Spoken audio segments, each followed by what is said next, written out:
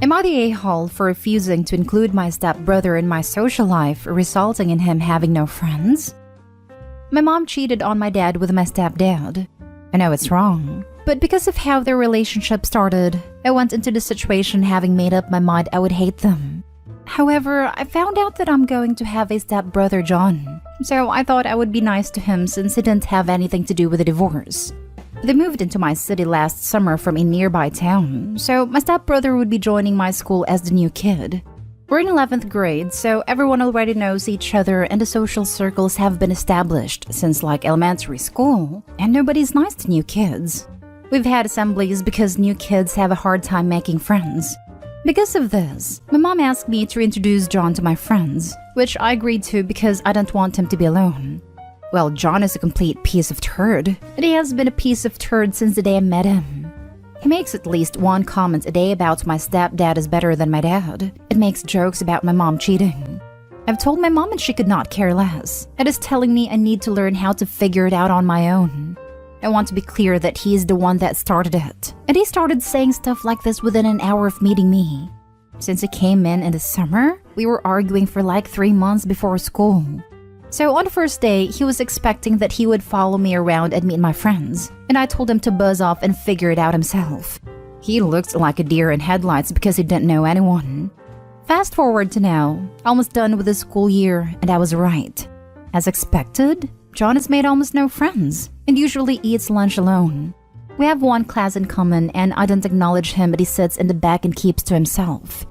I guess his dad realized recently that he had no friends, and he asked my mom to talk to me. And my mom asked me if I introduced him to my friends, and I told her that I didn't, because he's been bullying me for over a year for no reason. She got upset and saying John has no friends because of me. Am I the a-hole? Now for the top comments. Not the a-hole at all. He's what, 17? Surely he is capable of seeking out and making his own friends. Beyond the fact that you owe him nothing because it sounds like a total toolbox. Nah, my school is actually really mean. Kids don't talk to anyone that's not in their clique. Unless you've been in my district since you were a little kid, you're not going to make friends. You'll have classmates you're friendly with at best. We've had assemblies about this because parents of new kids have transferred them before because of stuff like this. I knew from the start that if I left him on his own, he would be alone. What an awful school. Not stay home, but as someone who moved around a lot as a kid, that entire culture sounds so freaking toxic.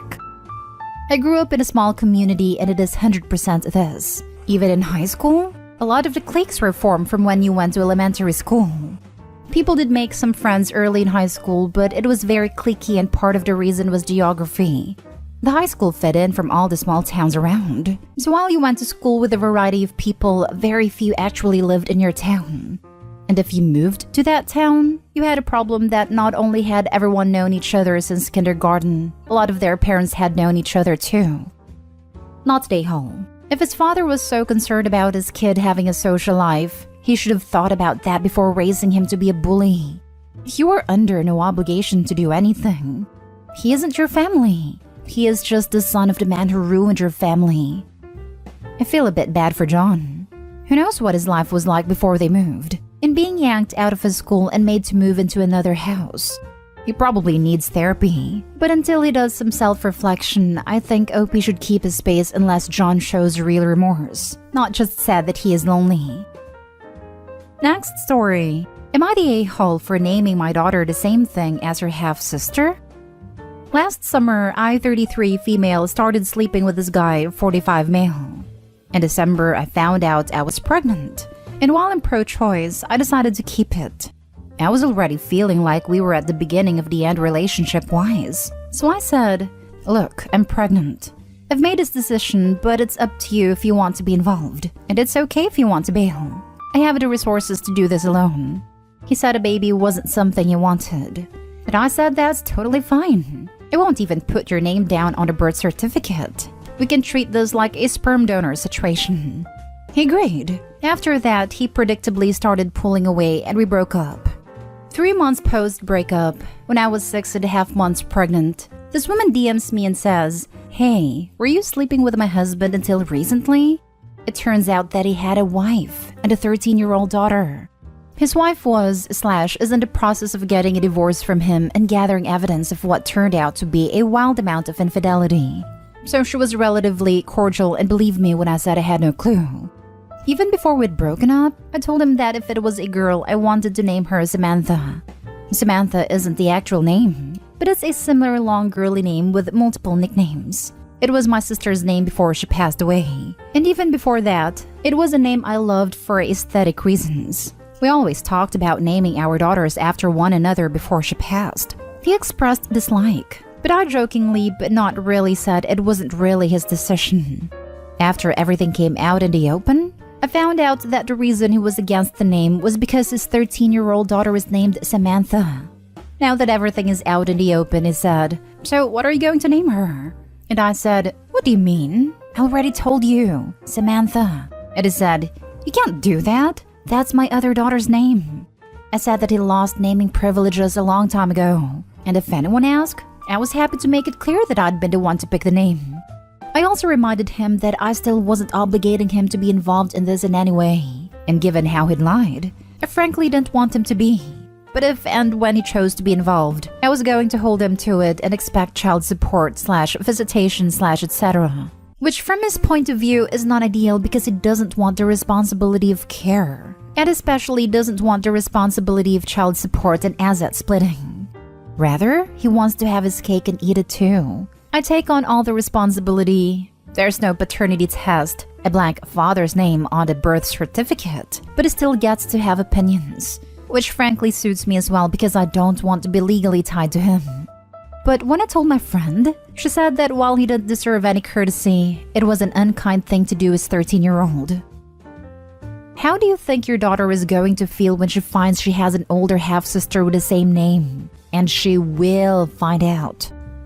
There are currently around 50 comments, and as far as I can tell, this is the only one that mentions how the OP's future daughter might feel in the future. Surely that should be one of the first considerations.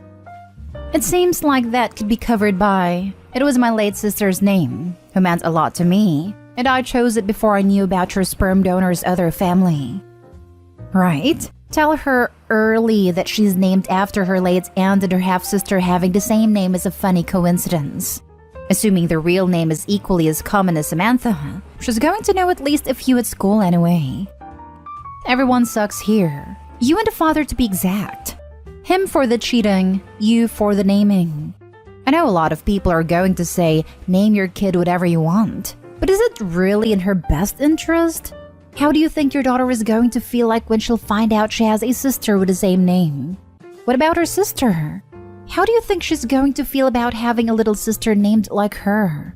Especially as she probably won't get to spend that much time with her with the father they have.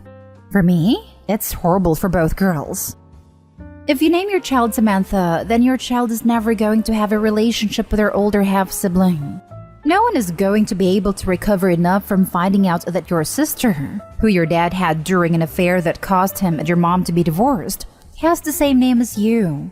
This is how it will all look from the older Samantha's point of view, and she will not like younger Samantha ever because of it, if she has to share her name with her. So if you intend there to be a sibling relationship, you might want to consider making Samantha a middle name and looking at the meaning of Samantha and finding another name with the same meaning to become the first name. So there's no a-hole here. It's just about what you intend for your child now you know they have a sibling. Next story is titled, "Am I the a-hole for skipping my mother's 5th wedding to go to a job interview at AITA?" For the past few months, I, 26 female, have been unemployed and desperate for a job, and I finally got an opportunity for a job at Asda, a popular British supermarket. But the date overlapped with my 52-year-old mother's 5th wedding. Over the span of my life, my mother has been in over 50 relationships, only 5 lasting more than 2 months. As a child, this really distressed me as I had many random men coming into my house frequently, and my mom was pretty much neglecting me throughout this. My dad left when I was 4 after my mother cheated on him with 6 guys. I found this out a lot later, and I didn't have contact with him until I was 18. After all of my mother's relationships and 4 divorces, she finally insists she has found the right man and invited me to their wedding 2 weeks before my interview. And I realized they were the same date. I figured that going to the interview would benefit me more than the wedding and decided to go to the interview instead. I assumed my mother wouldn't mind as I had attended every wedding before that, but I was wrong. She was very angry at me, and my whole family have been calling to tell me how much of an a-hole I am for missing my mother's big day. I did get the job though, and now I am financially stable enough to afford rent for my one-bedroom flat, and I do not regret a thing. Am I the a-hole? Not the a-hole. You'll catch the next one. Seriously, there's never been a more appropriate time to play that card. You got the job. Congrats. Tell mommy you'll catch her on wedding number 6. Thank you. I'm doing really well now, other than my family being mad. Not stay home. I have a rule. I attend only one of each of the major life event parties per person. You'll only see me at one of your weddings, one baby shower, one divorce party, one funeral. All others get an RSVP regrets response. Okay, maybe I'd go to a second funeral because you don't see those every day. You'll be at the second funeral like, y'all sure this time? While poking the body. I love all the snarky comments telling her you'll come to her 6th, but if you need an actually productive thing to tell her, apologize for the unavoidable conflict, just to keep the peace, and tell her you'd love to take her out to dinner / make them dinner to celebrate their 1st anniversary next year, either on the date or near it, if they want that date for something special just for them. But set a price limit if you go out. That could get rough. Not stay home for sure. Last story. Am I the a-hole for not letting my child's mother stay with me? Don't want to get too far into the relationship aspect, so I'll bullet point it. Started dating Kara at 16, married at 22. Me/Kara both 36. Daughter came when we were 23. When our daughter was 6, Kara came to me asking for an open relationship. She said she had gotten bored and wasn't sure I was her forever person. I told her that wouldn't be happening. She said she wanted a divorce then. We went through that whole process and we ended up splitting custody. I later learned that she had been talking to other guys before we ever had our talk. So, safe to say I'm not a huge fan of her anymore. We have no contact outside of pickup times.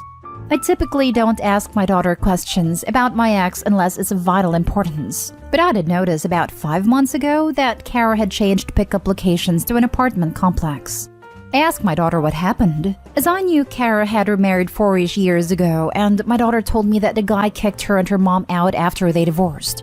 I asked what happened, and my daughter told me that her mom found out she was infertile, and the dude divorced her on the spot. I wasn't too worried about the situation as my daughter appeared fine emotionally. Took her to therapy to make sure, and she wasn't complaining about the apartment. So last week, my ex showed up at my door asking if she could talk to me.